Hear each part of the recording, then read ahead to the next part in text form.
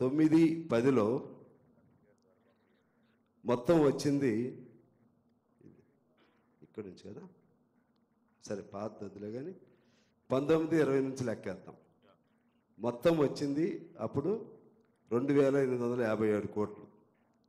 వాళ్ళు మినహాయింపు చేసింది 1853 కోట్లు మినహాయింపు చేశారు. ఇచ్చింది కేవలం 1003 కోట్ల పైన మాత్రమే ఇవ్వటం జరిగింది. 18 కోట్లు మినహాయింపు చేసుకున్నారు. అట్లనే 2021లో మొత్తం లాభాలు 777 కోట్ల .26. వాళ్ళు మినహాయింపు చేసుకుంది 335.67. ఇచ్చింది 441.59. అప్పుడు కూడా మినహాయింపు దాదాపు సగం చేసుకున్నారు. అలాగే 21-22లో మొత్తం 1684.72 మనకి వచ్చింది. దానిలో మినహాయింపు చేసుకుంది 491 కోట్ల .51. మనకిచ్చింది 1193 కోట్ల పైన మనకిచ్చారు. అలాగే 22-23 మొత్తం లాభాలు 30,074 కోట్లు. వాళ్ళు మినహాయింపు చేసుకుంది 851 కోట్లు. ఇచ్చింది 2222 కోట్ల పైన ఇచ్చారు. ఇప్పుడు 23-24లో మొత్తం లాభాలు 4701. మినహాయింపు చేసుకుంది 2289. ఇచ్చింది 2412 మీద మనకి ఇచ్చారు. ఇది ఇంకా మీకు పాతది వెళితే ప్రతి సంవత్సరం నుంచి ఇది ఉన్న సాంప్రదాయం. మరి అదే కదా, ఎందుకంటే నేను చాలామందికి ఇది అవగాహన ఉందో లేదో నాకు తెలియదు కాబట్టి నేను కొద్దిగా రోజువారీ యాక్టివిటీస్లో ఉంటాను కాబట్టి ఇంకా మీకు చెప్పాలంటే ఈ 10 ఏళ్ల కాలం నుంచి కూడా ఇదే లెక్క ఉంది. మీకు టైము సమయాభావం ఉంటుందని దాంతో నేను చదవలేదు. 10 ఏళ్ల కాలం నుంచి సేమ్.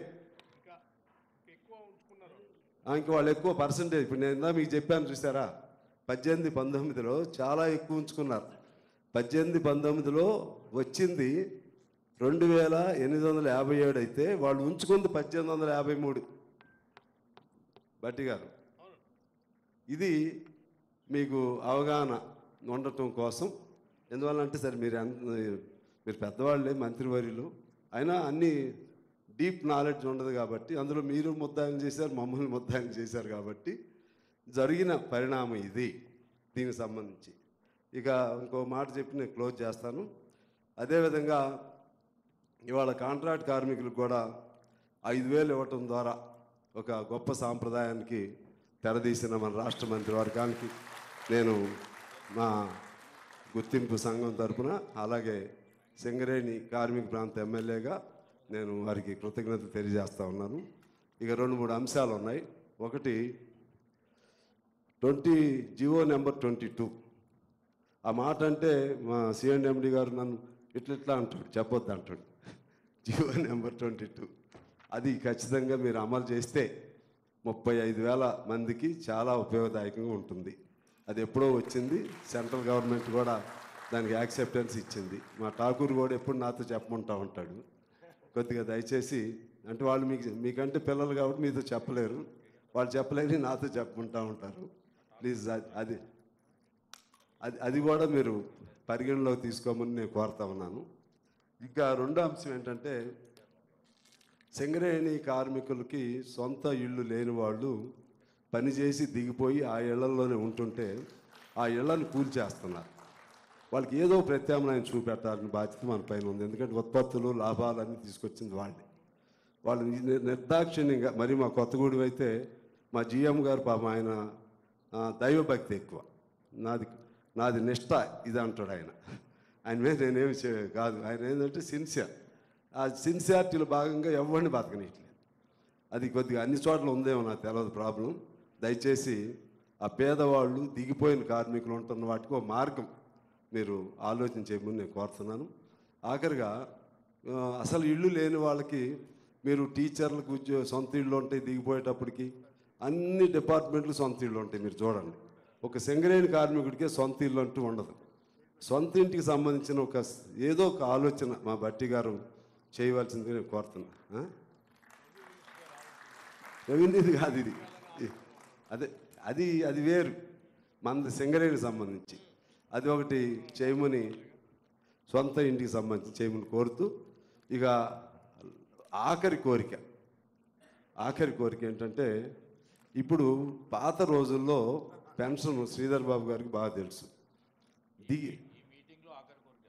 అంతే, ఈ మీటింగ్లో పోనీ సింగరేణికి సంబంధించిన ఆఖరి కోరిక, ఈ మీటింగే కాదు, ఎప్పుడైనా ఇంతే ఉంటుంది.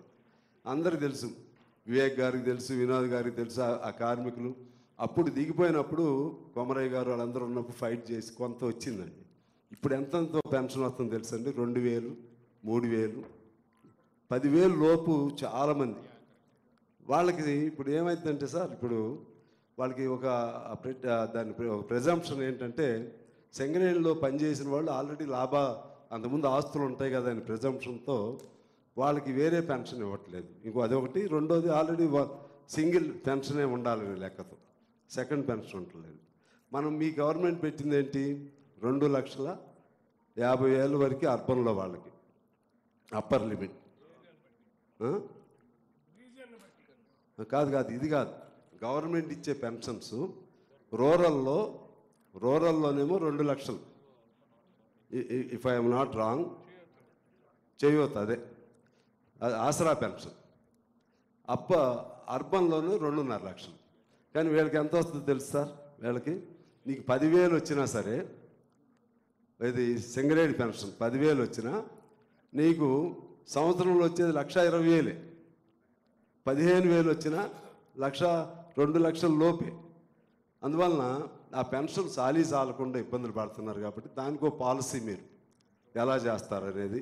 మరి 2,000, 3,000 పెన్షన్లో ఉన్న సింగరేణి కార్మికులు రిటైర్డ్ చాలామంది ఉన్నారు. ఈ అంశం మీ దృష్టికి తీసుకొస్తూ వీటి మీద కూడా మీరు, ఎందుకంటే anyway Batti garu, you have initiated a landmark decision.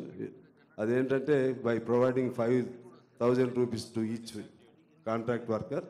ఆ విధంగా అలాగే ఇవి కూడా కొద్దిగా మీరు మంచి ఆలోచన చేయమని కోరుతూ, ఇల్లెందులో ఓసి కనుమరుగైపోతుంది. బట్టి గారు ఒక్క మాట, అక్కడ ఈ ఓసీలో ఎక్స్టెన్షన్కి దానికి we don't need any further permission, only it is part of extension only.